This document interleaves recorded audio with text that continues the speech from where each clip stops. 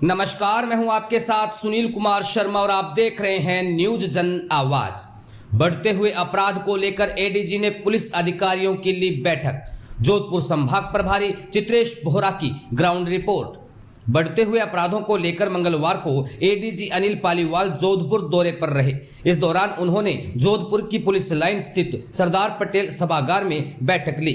बैठक में जोधपुर कमिश्नरेट के अलावा जोधपुर रेंज, ग्रामीण फलोदी, बाड़मेर, बालोतरा, जैसलमेर जिले के पुलिस अधिकारियों के साथ जिले में बढ़ रहे अपराधों को लेकर सभी पुलिस अधिकारियों से फीडबैक लिया और इसके साथ ही अपराधों को लेकर किस तरीके से अपराधियों पर शिकंजा कसा जाए उसको लेकर अधिकारियों को बताया गया। वहीं उन्होंने बताया कि महिला सुरक्षा व महिला अपराध को लेकर विस्तार से चर्चा की गई। एडीजी अनिल पालीवाल ने जोधपुर शहर में नाबालिग के साथ हुए अपराध मामले में कहा कि पुलिस ऐसे प्रकरणों में त्वरित कार्रवाई करती है। वहीं उन्होंने कहा कि एक मामला झूठा भी आया था और झूठे प्रकरण दर्ज करने वालों के खिलाफ भी कार्रवाई करने की बात कही। अपराध रोकथाम के लिए नफरी बढ़ाने, महिला एस्कॉर्ट, शक्ति एस्कॉर्ट बनाने के साथ ही पुलिस की गश्त बढ़ाने की बात कही। उन्होंने बताया कि महिलाओं के साथ हो रहे अत्याचारों और बच्चों के साथ हो रहे अत्याचारों को लेकर पुलिस सतर्क है और ऐसे कृत्य करने वालों को सख्त से सख्त सजा का भी प्रावधान है। हालांकि कानून कुछ बदलाव किया गया है, धाराओं में वो सभी को पता है। वांछित अपराधी भी कई पकड़े जा रहे हैं, पुलिस अपना कार्य कर रही है। परंतु आज यह जो अधिकारियों के साथ मीटिंग की गई बढ़ते हुए अपराधों को लेकर, इससे आने वाले समय में कोई भी अपराधी करने वाला पुलिस के शिकंजे से दूर नहीं होगा। जोधपुर संभाग प्रभारी चित्रेश बोहरा की रिपोर्ट के साथ देखते रहिए न्यूज जन आवाज।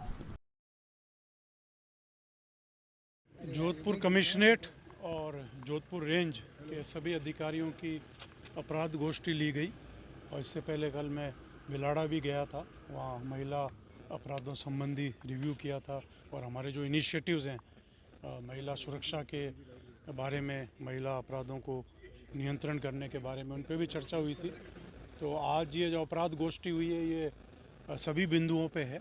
उनमें महिला अपराधों में नियंत्रण, उनमें त्वरित कार्रवाई, त्वरित तफ्तीश, इन सब के बारे में हमारा पूरा जोर है। और दूसरा बाकी जो क्राइम है जैसे नारकोटिक ड्रग्स की समस्या है, दूसरा वायलेंट क्राइम है, वेपन्स हैं, आर्म्स हैं, इन सारे बिंदुओं के ऊपर चर्चा हुई।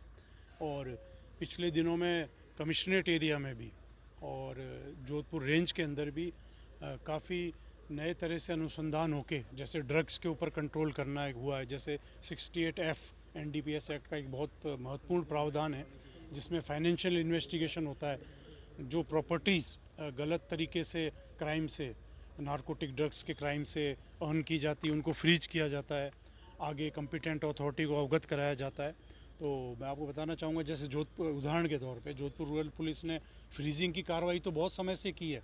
उसके बाद नेक्स्ट स्टेप में एक पेट्रोल पंप है, तो क्रिमिनल का पेट्रोल पंप है, वो पुलिस को सुपुर्द किया जा रहा है संचालन के लिए।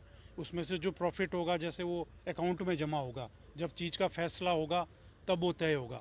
तो इस प्रकार से गलत तरीके से ड्रग्स के काम करके जो अर्निंग की जा रही है उसको हर स्टेप दर स्टेप कंट्रोल किया जा रहा है। और ये एक बहुत एलेबोरेट प्रोसेस होता है, आप भी जानते हैं कि इसमें सारे लिंक ढूंढने पड़ते हैं। तो इस तरीके से सभी ज़िलों में और कमिश्नरेट के एरिया में इन सारे पॉइंट्स के ऊपर कार्रवाई होगी।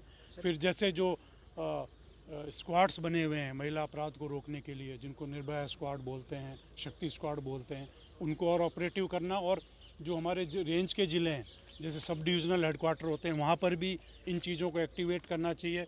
महिला कांस्टेबलों की जो संख्या है फोर्स में उत्तरोत्तर बढ़ रही है, तो उनका रोल भी इस तरह के क्राइम को रोकने के लिए और महिला पुलिस की प्रेजेंस बढ़ाना, महिला कॉलेज में, मार्केट प्लेस में, बाकी जगह, और इस तरीके से पूरा इस तरह का क्राइम कंट्रोल करने के लिए इनिशिएटिव्स लिए जाएंगे। और काफ़ी फीडबैक मिला तो इन पर कार्रवाई की जाएगी। जोधपुर कमिश्नरेट की बात करें तो अभी कुछ दिनों के बाद में अपराध बढ़ा है, जैसे गैंगरेप जैसी घटनाएं घटी, नाबालिग के साथ में अपराध की घटना बहुत ज़्यादा बढ़ गई है सर। देखिए, ये जो प्रकरण हुए इनमें सब में त्वरित गिरफ्तारी हुई और इसमें टाइम बाउंड तफ्तीश होती है। आगे कोर्ट में भी जब पैरवी की जाती है तो पूरा केस ऑफिसर स्कीम की तरह ध्यान रखा जाता है।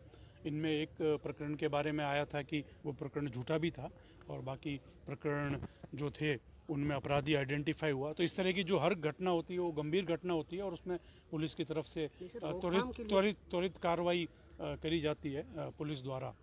जो रोकथाम की बात है, अब इसमें मैं अवगत कराया जाऊंगा कि इसमें बहुत अभी हमारी पुलिस मुख्यालय स्तर पे सेमिनार हुई, तो इन अपराधों में देखा गया कि 2 कैटेगरी आती है कि एक तो अपरिचित द्वारा क्राइम हो रहा है, एक परिचित जो मित्र भी है, रिश्तेदार भी है, उसके द्वारा क्राइम हो रहा है। तो आप क्योंकि सारा समाज में देखते होंगे कि इस दोनों तरह से चीज़ होती है, तो दोनों ही चीज़ें गंभीर है, दोनों में ही अपराधी पकड़े जाने चाहिए। अपरिचित वाला और चैलेंजिंग होता है क्योंकि अननोन क्रिमिनल और ज़्यादा डेंजरस होता है। तो दोनों आयाम इसके अंदर हैं। तो इसमें पेट्रोलिंग बढ़ाना है, इसमें पुलिस की प्रेजेंस बढ़ाना है, निर्भया स्क्वाड का एक्शन बढ़ाना है, जो बालिकाएं हैं और जो महिला वर्ग है उनको अपने अधिकारों के बारे में बताना है, इन सब चीज़ों पे। और जो नई कानून आए हैं तीनों, आप वाकिफ़ होंगे, भारतीय न्याय संहिता, भारतीय न्याय सुरक्षा संहिता और ये सारे जो कानून आए हैं, इनमें बहुत सिस्टमेटिकली एक स्थान पे ऐसे अपराधों को आइडेंटिफाई किया गया है, इनकी व्याख्या की गई और इनमें एक्शन का प्रोविज़न किया गया है। तो हमारे जो आईओज़ हैं इन सब चीज़ों से अपडेट हो रहे हैं और इनमें कार्रवाई करेंगे। तो इसमें सारे आयाम हैं, पेट्रोलिंग के हैं, जागरूकता के हैं, समाज के सभी जो पक्ष हैं उनका सपोर्ट लेना है, सरकारी विभाग है उनका सपोर्ट लेना है। जैसे अभी कल हमने बिलाड़ा में सब सुरक्षा सखी उनसे भी बात की, और जो महिला छात्रावास संचालन होते हैं, दूसरा जो महिला कॉलेज है उनके अंदर शिक्षिकाएं हैं, उन सब से भी सहयोग लिया जा रहा है और उन सबसे भी जागरूकता आती है। तो ये सारे प्रयास किए जा रहे हैं। सर, लॉ एंड ऑर्डर को लेकर कोई नया प्रयास या नया कोई टास्क आपने किया होगा?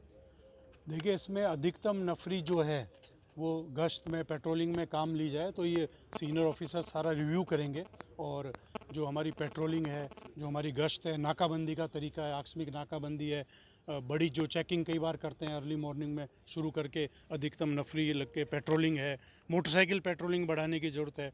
मोटरसाइकिलें काफ़ी उपलब्ध है, जो जैसे हमने उसको भी आइडेंटिफाई किया है, तो इन सब चीज़ों के ऊपर कार्रवाई की जाएगी। 1 वर्ष की जो मासूम बच्ची के साथ जो फर्जी मामला हुआ, सर क्या पुलिस उन लोगों के खिलाफ कुछ कार्रवाई करेगी जिन्होंने झूठा मामला दर्ज कराया, क्योंकि ये गंभीर है सर? देखिए, अभी हमारा बैठक में भी, मीटिंग में भी चर्चा में है, अन्यथा भी झूठा मामला किसी प्रकार का भी हो उसमें कार्रवाई होनी चाहिए, और जो गंभीर अपराधों में झूठा मामला हो तो और त्वरित तौर पे चीज़ होना चाहिए। अभी कई जो न्याय आए हैं, नए कानून आए, उनमें भी इसके प्रावधान है, इस पर भी चर्चा हुई है और कई केस लॉज भी हैं इस पर, उनको भी काम में लें।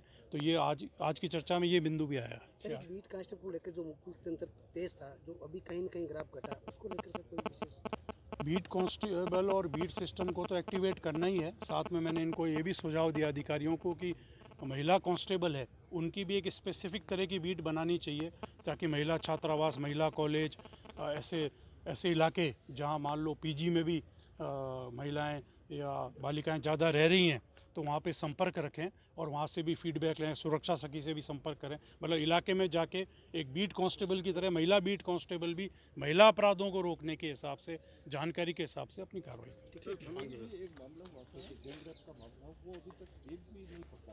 उस पर अभी पुलिस अधीक्षक महोदया से वार्ता हो गई है, उसमें टीमें पूरी लगी हुई है और उसमें कई क्रिमिनल्स की और एक्टिविटी भी रही है।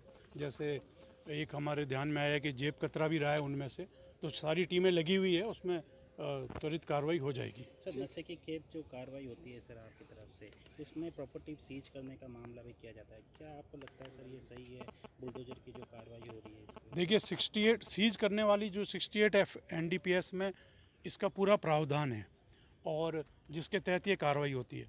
दूसरी बात हुई बुलडोज़र की या अतिक्रमण की, वो जब भी कार्रवाई की जाती है उससे पहले रेवेन्यू अथॉरिटी से, दूसरी अथॉरिटी से वो सारी कार्रवाई नियमानुसार की जाती है। कोई भी कार्रवाई, कभी भी कोई सरकारी एजेंसी कोई भी कार्रवाई करेगी, चाहे पुलिस हो चाहे अन्यथा, वो कानून के अनुसार ही करती है। हर चीज़ की प्रक्रिया बनी हुई है, तो सारी चीज़ का रिकॉर्ड लिया जाता है, सारी चीज़ को देखा जाता है, उसके बाद में कार्रवाई की जाती है। जैसे जोधपुर रूरल में भी कार्रवाई की गई थी इस प्रकार की, वो सारे प्रावधानों के अनुसार ही की जाती है।